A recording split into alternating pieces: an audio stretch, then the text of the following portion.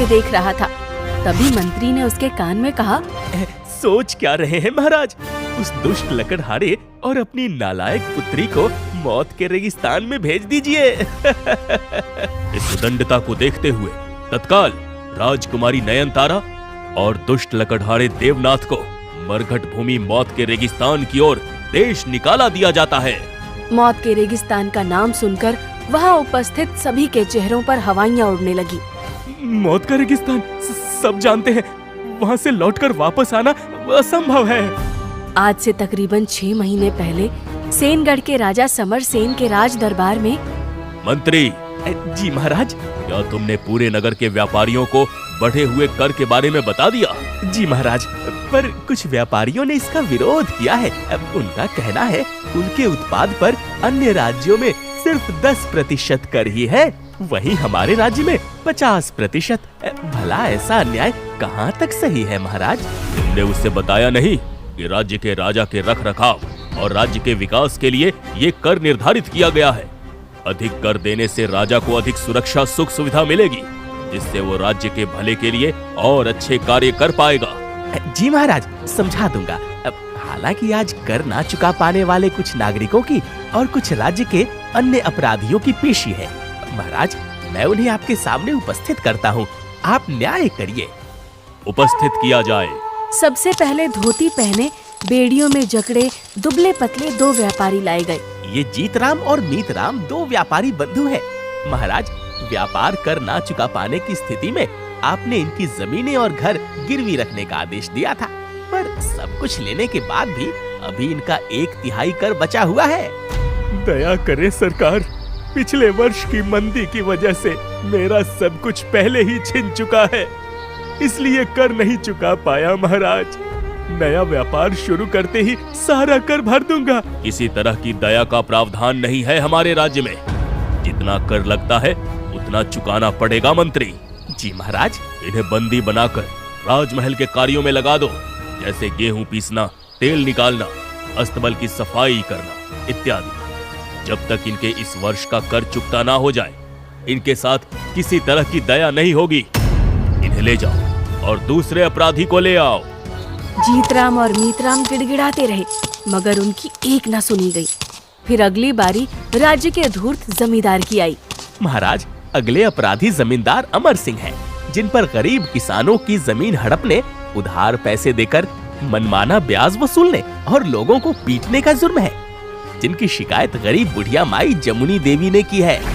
महाराज, मैंने जमींदार अमर सिंह से अपनी अनाथ पोती की शादी के लिए मात्र 10 चांदी की मोहरें उधार ली थी, जिसके बदले इस निर्दयी ने मेरे पुरखों की जमीन, मेरा घर, सब कुछ छीन लिया। न्याय हो महाराज, न्याय हो। समरसेन कुछ सोचता, तब तक मंत्री ने उसके कानों में धीरे से कहा, महाराज, ये जमींदार अमर सिंह आपके राज्य के लिए 2 गुना कर देता है और समय समय पर आपको मूल्यवान उपहार भी देता है, तो न्याय सोच समझकर कीजिएगा। जमुनी देवी, पूरे समय में अमर सिंह ने तुम्हें उधार देकर कोई अन्याय नहीं किया है। अगर उसकी ऐसी शर्त थी कि उधार ना वापस करने की स्थिति में वो सब कुछ अधिकृत कर लेगा, तो ये उसका अधिकार है। और रही बात तुम्हारी, तो अब तुम्हारे आगे पीछे कोई नहीं है। उस संपत्ति का भला तुम क्या करोगी?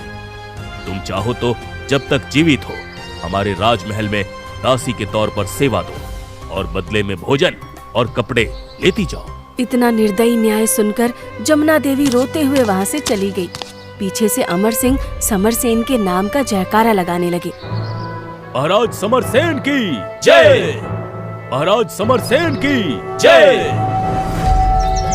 शाम के समय राज्य में रहने वाला गरीब लकड़हारा देवनाथ लकड़ियां काटकर राजमहल के लिए ले जा रहा था। फिर बाजार में पहुंचकर गट्ठर रखकर वो सुस्ताने लगा। तभी उसने लोगों की बातें सुनी। अरे तुम लोगों ने सुना आज अपने राजा का न्याय? अरे उसे न्याय मत बोलो भाई, वो सरासर अन्याय है, अन्याय। ऐसा पापी राजा ईश्वर किसी भी राज्य को ना दे।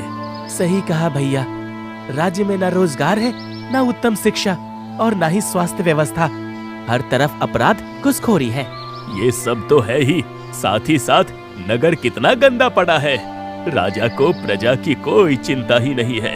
समय पर दोगुना कर चुकाओ ताकि राजा दूसरे राज्य के राजा को बुलाकर महल में आलीशान भोज और भोग विलास करा सके।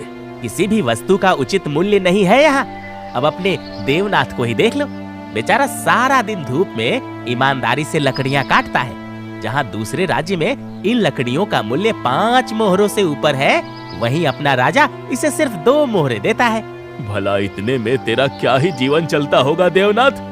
तू भी क्यों ना हमारी तरह चोरी से दूसरे राज्य में अपना माल बेचा कर। अरे नहीं भाइयों, मुझसे ये बेईमानी नहीं होती। आप सभी को तो पता है ना, देने वाला केवल ईश्वर है। वो जितने में खुश रखना चाहे खुश रखे। अगर इन लकड़ियों का मूल्य मेरे भाग्य में 2 पैसे ही लिखा है तो मुझे मंजूर है, पर ईमानदारी छोड़ना मुझे बिल्कुल भी मंजूर नहीं। इतना बोलकर देवनाथ अपनी लकड़ियां उठाता हुआ वहां से चला गया। इधर राजमहल में पहुंचते ही समरसेन ने देवनाथ को देख लिया और अपने पास बुलाया। अरे आओ मेरे ईमानदार देवनाथ, आज कितनी लकड़ियां काटी? महाराज, वही पूरे 4 गट्ठर। बहुत बढ़िया, ये लो अपने आज की कमाई। तुमसे ईमानदार और सच्चा इंसान मेरे राज्य में दूसरा नहीं है देवनाथ। मैं तो तुम्हारी ईमानदारी के किस्से राजसभा में भी गर्व से सुनाता हूँ। ये तो आपका बड़प्पन है महाराज। मैं तो सिर्फ अपने स्वर्गवासी माता पिता के संस्कारों का पालन करता हूँ। बहरहाल मैंने तुम्हें एक जरूरी काम से बुलाया है। आदेश करिए महाराज। आज मेरी इकलौती बेटी राजकुमारी नयनतारा ने दूसरे राज्य के राजकुमारियों को शाही भोज पर बुलाया है, तो तुम्हें सारा प्रबंधन संभालना है। बदले में मैं तुम्हें 1 मोहर अधिक दूंगा। क्या तुम करोगे? राजशाही प्रबंध संभालने के लिए ये रकम बहुत ही कम थी, मगर देवनाथ ने इस काम को अपनी जिम्मेदारी समझते हुए खुशी से स्वीकार कर लिया। देख देवा, सारा कार्यक्रम राजमहल के बगीचे में होना है। तुझे बगीचा खूब सुंदर सजाना है और खान पान बिल्कुल स्वादिष्ट होने के साथ साथ सारी व्यवस्था शाम होने से पहले हो जानी चाहिए, समझा? जी मंत्री जी, हो जाएगा। देवनाथ ने सारा दिन जी तोड़ मेहनत की और शाम होते होते बगीचे को अपनी रचनात्मकता से इतना सुंदर सजा दिया कि हर कोई बस देखता रह गया। शाम के समय जब नयनतारा सहित सभी राजकुमारियों ने इतना सुंदर बगीचा देखा तो कहा, अरे वाह नयनतारा, इतना सुंदर बगीचा तो मैंने अपने जीवन में कभी नहीं देखा। ये रोशनी, ये कपड़ों से सजाया गया मंडप, ये मूर्तियाँ जैसे बोल उठेंगी और ये सुंदर फव्वारे अद्भुत हैं। नयनतारा, उस कारीगर को बुलाओ जिसने इस बगीचे को सजाया है। हम उसे अपनी ओर से इनाम देना चाहते हैं। देवनाथ को बुलाया गया और वो जैसे ही आया, राजकुमारियों ने कहा, वाह प्रतिभाशाली पुरुष, आपके हाथों में तो जादू है। आपने सारी व्यवस्था में 4 चांद लगा दिए हैं। इतना बोलकर राजकुमारी देवनाथ को हथेली भरकर सोने की मोहरें देने लगी। देवनाथ ने हाथ जोड़ते हुए कहा, आपने मेरी कला का सम्मान किया राजकुमारी जी, यही मेरा असली इनाम है। वैसे भी आप लोग हमारी भी मेहमान हैं, तो सेवा के बदले मैं मूल्य लूं, नीति ये नहीं सिखाती। मुझे इस साज सज्जा का मेहनताना राजा साहब से मिल चुका है। अब आप लोग आनंद लें और मुझे आज्ञा दें। इतना बोलकर देवनाथ वहाँ से चला गया। नयनतारा देवनाथ को देखती रह गई। अगले दिन अपने कक्ष में बैठी हुई नयनतारा चंद्रमा को देखते हुए अपने आप से ही बातें कर रही थी।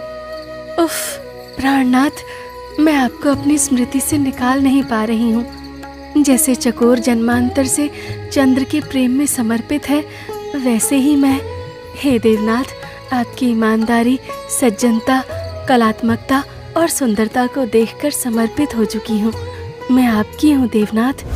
अब हर रोज जब भी देवनाथ राजमहल आता, नयनतारा किसी न किसी बहाने से उसके करीब जाने की कोशिश करती। महीनों गुजर गए। फिर एक दिन नयनतारा ने जाते हुए देवनाथ का रास्ता रोकते हुए कहा, बहुत हुआ, क्या आपको मेरा निश्चल प्रेम दिखाई नहीं देता? यदि आपने मेरे प्रेम को ठुकराया नाथ, तो मैं विष खाकर अपना जीवन समाप्त कर लूंगी। मैं समझता हूँ राजकुमारी जी कि आप मुझसे प्रेम करती हैं, परंतु आप एक राजकुमारी और मैं एक गरीब लकड़हारा, भला हम दोनों का क्या मेल? तभी मंत्री, जो कि ये सब छिपकर सुन रहा था, उसने सामने आते हुए कहा, मुझे पहले से ही शक था कि तू 2 कौड़ी का लकड़हारा कभी न कभी अपनी जात दिखाएगा। मैंने पहले ही राजा साहब से इस गुपचुप मिलन के बारे में बताया था, मगर आज रंगे हाथों पकड़ लिया। अब चल मेरे साथ, नमक हराम। मंत्री देवनाथ को धक्के देते हुए समरसेन के सामने लेकर पहुंचा और बोला, मेरा शक सही था महाराज, ये सच में राजकुमारी जी को अपनी चिकनी चुपड़ी बातों में फंसाकर उनका फायदा उठाना चाहता था। ये झूठ है पिताजी, इन्होंने मुझे अपनी बातों में कभी नहीं फंसाया, बल्कि मैं स्वयं इनसे प्रेम करती हूँ और विवाह करना चाहती हूँ। इस धूर्त लकड़हारे ने सचमुच मेरी बेटी को अपने वश में कर लिया है। इसे 100 कोड़े मारे जाएं, फिर अनिश्चित काल तक सश्रम कारावास में रखा जाए। देवनाथ पर निर्दयता से कोड़े बरसाए गए और उसे घसीटते हुए कारावास में डाल दिया गया। कई महीने गुजर गए। देवनाथ को कारावास में भूखा प्यासा रखा जाता और कठोर यातनाओं के साथ मेहनत करवाई जाती। जेल में देवनाथ को खाना पानी सही से नहीं दिया जा रहा था, कोड़े मारे जा रहे थे और कोल्हू में बैल की जगह मेहनत करवाई जा रही थी। वो कमजोर हो गया था और उसकी दाढ़ी और बाल बढ़ गए थे। इतना अत्याचार देखकर राजकुमारी नयनतारा ने अपने पिता के ही विरुद्ध विद्रोह कर दिया। नयनतारा दरबार में पहुंचकर भरी सभा में क्रोध में रोते हुए अपने पिता को तलवार दिखाते हुए धमकी देने लगती है। भूलिए मत पिताश्री, मेरे शरीर में भी एक योद्धा का खून दौड़ता है। यदि आज आपने मेरे प्राणनाथ को मुक्त नहीं किया तो ये नयनतारा नरसंहार पर उतारू हो जाएगी। समरसेन चौंक पड़ा, उसे इसका हल ही नहीं सूझ रहा था। फिर मंत्री ने उसके कान में धीरे से कुछ कहा। मत भूलिए महाराज, चाणक्य ने कहा है, जो औलाद दुर्बुद्धि निकल जाए और अपने राज्य का ही अहित सोचने लगे, उसके साथ किसी भी तरह की दयालुता नहीं दिखानी चाहिए। इसलिए मेरी मानिए, यदि आप अपने आप को और राज्य को सुरक्षित रखना चाहते हैं तो राजकुमारी जी को उस लकड़हारे के साथ मौत के रेगिस्तान की तरफ देश निकाला दे दीजिए। हाँ। पहले तो समरसेन ऐसा करने से हिचकिचाया, मगर मंत्री के दबाव में आकर उसने ये फैसला दे दिया। इस उदंडता को देखते हुए तत्काल राजकुमारी नयनतारा और दुष्ट लकड़हारे देवनाथ को मरगट भूमि मौत के रेगिस्तान की ओर देश निकाला दिया जाता है। मौत के रेगिस्तान का नाम सुनकर वहाँ उपस्थित सभी के चेहरों पर हवाइयाँ उड़ने लगी, क्योंकि सभी जानते थे कि वहाँ से कोई बचकर नहीं लौट सका था। देश निकाला के बाद नयनतारा और देवनाथ आग जैसे रेगिस्तान में पैदल चल रहे थे। वो दोनों काफी दूर निकल आए थे। प्राणनाथ, अब मैं और आगे नहीं चल सकती। हमें लगता है हम यहीं मर जाएंगे। पानी, पानी।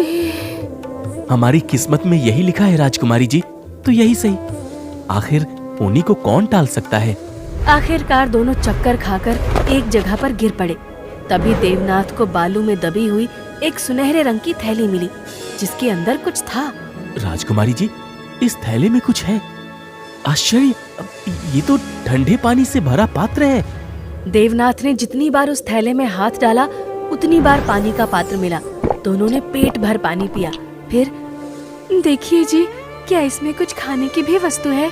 देवनाथ ने जैसे ही थैले में हाथ डाला, उसमें से शाही पकवान निकलने लगे। दोनों ने अपना पेट भरा। फिर नयनतारा ने कहा, अरे वाह, हे प्राणनाथ, ये चमत्कारी थैली हमें ईश्वर ने आशीर्वाद के रूप में दी है। क्यों न हम इससे इस वीराने में अपना स्वयं का राज्य बनाएं? नहीं नयनतारा, ये मौत का रेगिस्तान भी समरगढ़ की सीमा में आता है और इस क्षेत्र के राजा भी हमारे राजा समरसेन ही है। और राज्य की सीमा में मिले किसी भी तरह के धन पर सिर्फ और सिर्फ राजा का अधिकार होता है। हमें ये थैली राजा साहब को सौंपनी होगी। देवनाथ की ऐसी बातें सुनकर नयनतारा भाव विभोर होते हुए बोली, आप धन्य है प्राणनाथ, ऐसी ईमानदारी दुर्लभ ही देखने को मिलती है। आपकी धर्मनिष्ठा को देखकर मुझे गर्व होता है कि जीवन साथी के तौर पर आपको चुनकर मैंने कोई अन्याय नहीं किया। दोनों मुस्कुराते हैं और दोबारा अपने राज्य की ओर लौट पड़ते हैं। इधर शाम के समय समरसेन अपने शयन कक्ष में चिंतित टहल रहा था। उसे अपने निर्णय पर बहुत दुख हो रहा था। तभी वहाँ नयनतारा देवनाथ के साथ प्रवेश करती है, जिसे देखकर समरसेन ने नयनतारा को रोते हुए गले लगा लिया। मुझे माफ कर दो मेरी राजदुलारी, मैं उस धूर्त मंत्री के बहकावे में आ गया था। मुझे प्रजा पर, तुम पर और देवनाथ पर किए अत्याचार का बहुत पछतावा है। कोई बात नहीं पिताश्री, यदि सुबह का भूला शाम को घर वापस आ जाए तो उसे भूला नहीं कहते। फिलहाल देखिए, मैं और प्राणनाथ आपके लिए क्या उपहार लाए हैं। महाराज, हम सिर्फ आपको ये उपहार देने आए थे, फिर हम दोबारा मौत के रेगिस्तान में लौटने वाले थे। फिर नयनतारा ने समरसेन से उस जादुई थैली और देवनाथ की ईमानदारी का पूरा किस्सा कह सुनाया, जिसके बाद समरसेन ने अपनी बेटी का हाथ देवनाथ के हाथ पर रखते हुए कहा, देवनाथ, तुम धन्य हो। मुझे बहुत पहले एक ज्योतिषी ने बताया था कि तुम्हारे राज्य की सबसे दुर्लभ और कीमती वस्तु जिस नौजवान के हाथ लगेगी तो मुझसे ही अपनी बेटी ब्याहना। इसलिए मैंने फैसला किया है कि मेरी बेटी का हाथ और इस राज्य का कार्यभार मैं तुम्हें सौंपकर तीर्थ यात्रा पर निकल जाऊंगा। मैंने उस धूर्त मंत्री और चाटुकार दरबारियों को भी निकाल दिया है। अब ये राज्य तुम्हारा है।